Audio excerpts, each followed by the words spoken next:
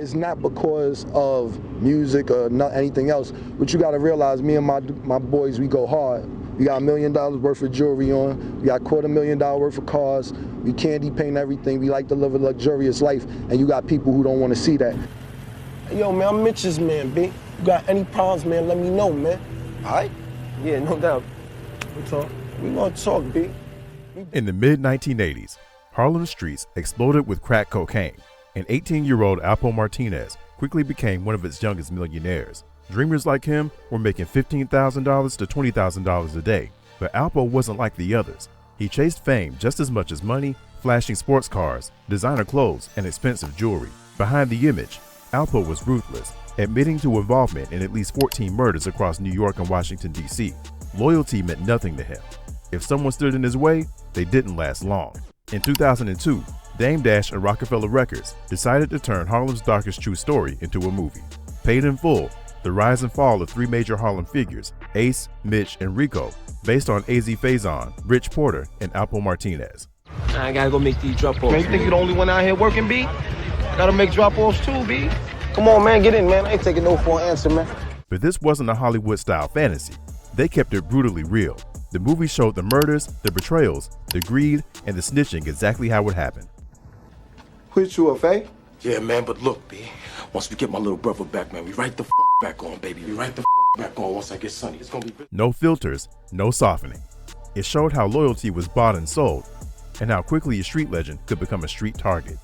For Harlem locals, it wasn't entertainment. It was a slap in the face. They didn't want their stories, the pain, the loss, the dirt, broadcasted for the world to see. People were angry. To them, Paid in Full wasn't just about the past. It was reopening old wounds that had never healed. Well, you were shot 7 times. 9 times. 9 times. Twice in the head, 1 in the neck, 1 in the shoulder, 1 in the hand, and the rest of the shots was in the leg that broke my leg in 3 different spots. And once the movie dropped, a lot of real emotion started boiling over again. It didn't matter that it was just acting. For people who lived through it, the story was way too real. And the only thing they got from me is the money I had in my pocket was about $5,000. And I had a chain on my neck, I believe, that cost maybe like $17,000. When it came time to cast Rico, the fast-talking, flashy character based on Alpo Martinez, Dame Dash knew it had to be somebody who understood Harlem from the inside out. That's where Camron came in. Mitch, can I tell a story? I walk up to the table, right? Pick up the cake, mush it in his face, tell him happy birthday. Already a Harlem legend through his music, Cam didn't just talk the part. Nancy out there, baby. I know what floats A's boat. Remember this? He was the part. Before the audition, he and Jim Jones practiced lines at home. They were so deep into it that Cam even joked about bringing a real gun to the audition to make it feel more real. So I say, yo, you think I should take the real pistol with me and pull that shit out at the audition? Because it's a part we read and then you gotta you're supposed to have a gun. He said, yeah, it, let's do it. So when Camron walked into that audition room, he didn't hold anything back. He shouted, cursed, moved aggressively, and brought that same energy Harlem knew him for. The room froze. People behind the camera actually got nervous. It wasn't just good acting. It felt like the streets had walked right into the building. Dame Dash had to stop in mid-audition just to calm the room down. But in Dame's eyes, he had already seen enough. Camron didn't need feedback or a second chance. He was Rico. The decision was instant. Camron got the role on the spot. Yeah, and Camron played Alpo. Mm-hmm. And I used to see him on set and tell him I couldn't stand him. What did Camron say? Huh? What did Camron say? He just laughed. He laughed. Like, chill, yo, come on, Ben, I'm just playing a role. Cam wasn't pretending to be Harlem. He was from Harlem. Every movement, every line, every look, it came naturally. It wasn't something you could teach. That rawness is exactly why people still remember Paid in Full today. But it also sets up a big problem. When you play a role that is real, people stop seeing the difference between the actor and the character. The situation with A is working out pretty good. Listen, man, you know I'm gonna do my thing. I'm gonna eat regardless. That don't mean nothing. But I've been down in D.C. DC is definitely ready for us, man. D.C. is it. I'm telling you, man, Mitch, look at me. There was one scene in the movie that Camron really didn't want to do. It wasn't a fight scene or a shootout. It was a simple line. In a key moment, Rico was being interrogated by federal agents. They're pressuring him to snitch. That's when Rico says, "I'll give you someone from DC, but not Harlem."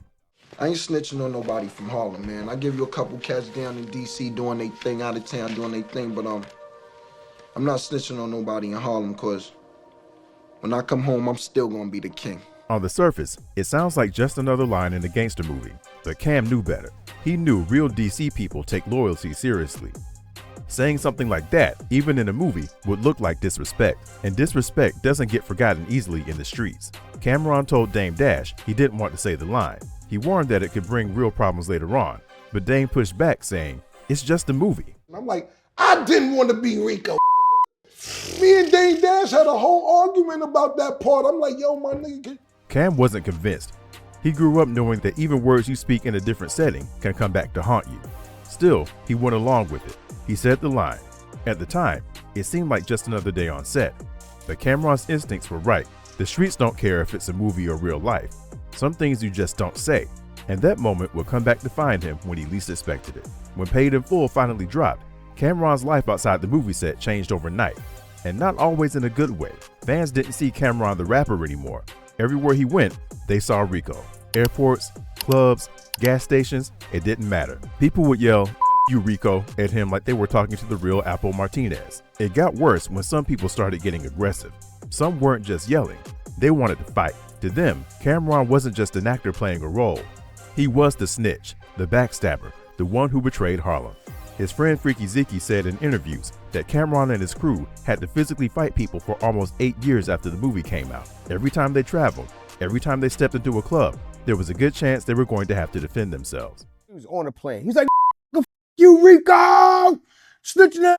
Cam like, "Yo, calm down, man." I was like, "Yo, shut the up, homie, calm down." He's like, "No, I don't like that shit you did to them, man. I don't like that shit you did to them niggas, B." Like, that was going on for about like 8 years. The crazy part was, it didn't matter how many times Camron explained it was a movie. In the eyes of the streets, there was no separation between the character and the man who played him. The line between Hollywood and Harlem got erased. And once that line disappears, the dangers get real, fast. That danger showed itself in the worst way possible in 2005. It was Howard University's homecoming weekend, and Washington, D.C. was packed. Camron was in town, driving his brand new royal blue Lamborghini, one of the flashiest cars you could have at the time. As he pulled up to a red light around 2:30 in the morning, someone approached his car. At first, Camron didn't think much of it. He figured it was just a fan trying to say hello or take a picture. After all, he was used to fans walking up to him. But this wasn't a fan. What happened was they told me to give up the car, and I looked at him like he was stupid, pulled off, and then he started shooting. As Cameron drove off in his Lamborghini sports car down this Washington, D.C. street, he was shot twice in the arms. Shots rang out. Bullets ripped through the Lamborghini, hitting Camron in both arms while he was still sitting behind the wheel. After getting shot, Camron didn't panic. He didn't wait for an ambulance. He didn't sit around scared. He slammed the car into gear and drove himself straight to Howard University Hospital. Doctors treated him immediately. But he says he is okay. And me, I'm fine. I'm excellent, man. It was great. He's fine now, but how about at that moment when he first faced the hijacker at this D.C. intersection? I felt disrespected because nobody's going to take a $250,000 car from me, let alone a 5-cent piece of chewing gum. And by the next morning, the news had already spread everywhere. Camron had been shot in Washington, D.C. There's still debate today about why it happened. Some people said it was a robbery attempt because he was driving a flashy car. But Camron himself said in later interviews that he didn't even know he was being robbed. He thought it was just a regular fan walking up to the car. A lot of people believe it wasn't about the Lamborghini at all. They believe it had everything to do with the movie, with the line he said about DC, Paid in Full. They shot me in D.C. Mm-hmm. That's what happened when I played Rico. Say you snitch. They confusing movies with real life. But you know why them DC with me? Because I didn't tell, because I was on probation. You know what happened? I got shot and went to jail because I was on probation and wasn't supposed to be in D.C. So when I got shot, they said you either tell us who did it or you go to jail. In places like D.C. and Harlem, loyalty isn't a game. Saying something even in a movie can get you marked. To a lot of real street guys, that line, "I'll give you someone from D.C. but not Harlem," was a deep disrespect that couldn't be ignored. Camron survived the shooting, but the message was clear. In some places, fiction and real life bleed into each other, and not everyone is willing to forgive, even when it's just a role. They party up like that. I know his girl was there. Man, listen, lucky you ass Ace. Make that shot again. 5,000. You can't make it again. Man, I ain't gonna take your little 5,000, man. Hold on to your money. Today, Paid in Full isn't just remembered as a movie. It's remembered as a real-life warning. It showed what happens when greed kills loyalty and when betrayal comes with a death sentence. Playing Rico wasn't just a career move. It came with a heavy price. Years later, he's still one of Harlem's most respected artists, but he paid for that authenticity in real blood. Paid in Full blurred the line between Hollywood and the streets so hard that it left real scars. Camron lived the role so well that some people decided he should live the consequences too. And in the real world, the bullets don't stop when the cameras do. So, that's the story behind Paid in Full. Drop a comment and let us know what you think about Alpo's legacy and the real-life impact of the movie.